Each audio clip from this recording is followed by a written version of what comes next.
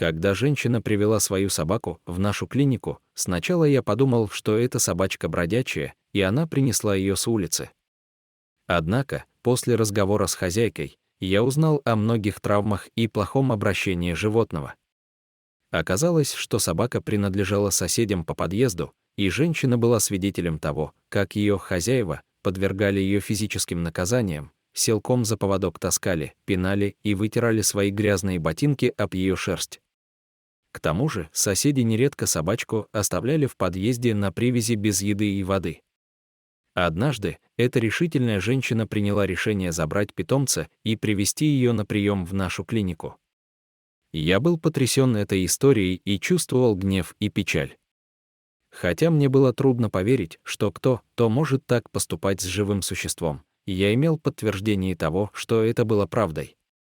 В нашей клинике мы все возможное сделали, чтобы бедняжке помочь. Мы очистили ее раны и сделали перевязки, дали лекарства нужные, накормили и напоили вдоволь. В процессе работы я не мог выкинуть из головы мысли о той добродушной женщине, принесшую собаку к нам. Она проявила сострадание к питомцу, ведь оно так в нем нуждалось, не глядя на риск получить неприятности от неблагородных своих соседей. Спустя пару дней, как женщина ушла с питомцем, я все еще думал об этом случае. Я не мог выкинуть ту грусть, которая овладела моим сердцем. Поэтому я набрал женщину, дабы узнать, что же в итоге произошло с этой несчастненькой собачкой.